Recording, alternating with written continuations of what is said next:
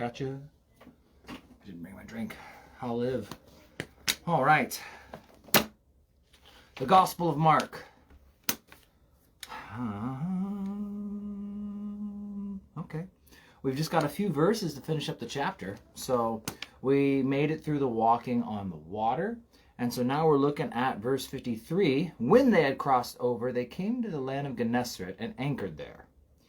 And when they came out of the boat, immediately the people recognized him.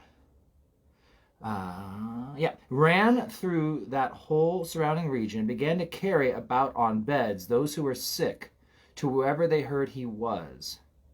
Wherever he entered into villages, cities, or the country, they laid the sick in the marketplaces and begged him that they might just touch the hem of his garment.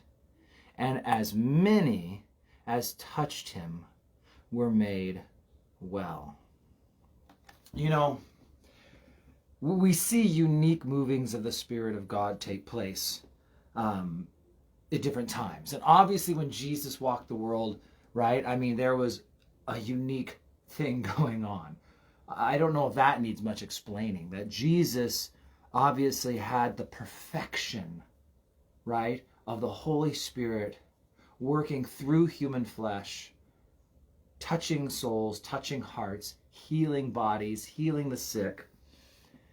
But we see it at other times. We see early in the book of Acts, Peter, it said that they were bringing people so that even if his shadow passed over them, that they would be healed. Paul, we see, as he's working, that people would take his sweat rags, his rags that he, wipe his brow, sets the rag down, does a couple stitches in a tent, looks back and the rag's gone. Because people were stealing them so they could heal people. We've talked about this before, but it's at least worth, mentioning again. That idea of a point of contact for faith, and how quite often people feel like, if then. If this would happen, then that would happen. If this would be experienced, then that would. And we always have this, if only, then God will. But what's fascinating is that here, if they could just touch the hem of his garment. Now, I think in reality there's no difference, right? But I mean, initially, I know what my initial response would be. What's more powerful? Jesus's hem or Peter's shadow? I would default on Jesus's hem of his garment, of course. It's Jesus's. But you'll see, at one point people thought, I need the hem of his garment. Later people are thinking, well, just the shadow's good enough. And yet one man, Jesus commends as having the greatest faith he'd seen in all of Israel. And that was the centurion, a Gentile, a non-Jew, who just said, just speak the word, and I know it'll be done. And that's the thing is, quite often the biggest limiting factor in our faith is really the factors that we place upon it. And there's stuff that it's logical and it's not wrong to think, if only I cleaned up my act, well then God would want to bless me more. But at the same time, we find God is so very gracious. And even messed up people,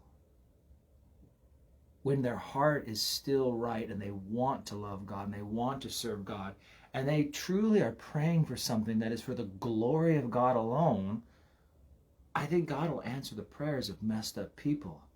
And all these people who are coming to him, that's what it was. It wasn't that they were perfect people in the will of God. They were just people who believed fully that Jesus can heal and Jesus will heal.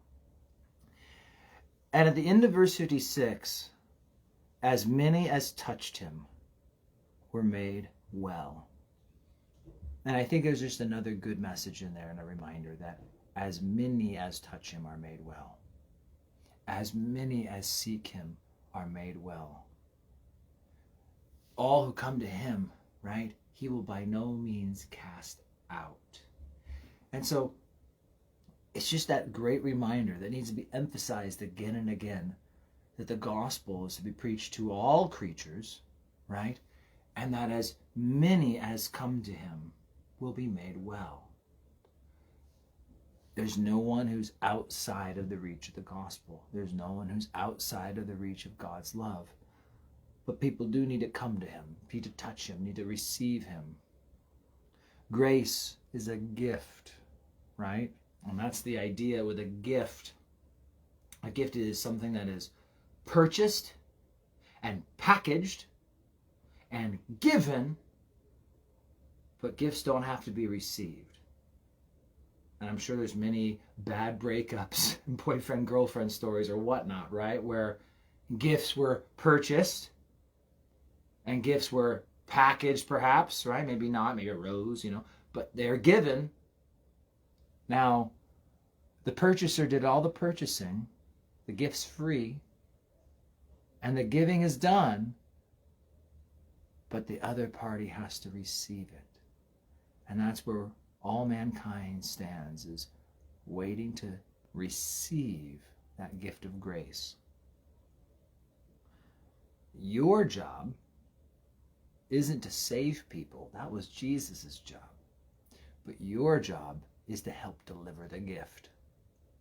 So as we're told to go and make disciples of all nations, teaching them, right, the things he's commanded, to obey and to do, that's what we do. We go, we instruct, we teach, we inform, we let the world know what Jesus has done for them. So, there you go. It was only 4 verses for us to wrap up that chapter today, so a little shorter. Chapter 7 tomorrow morning, guys, and I will see you guys then. Adios.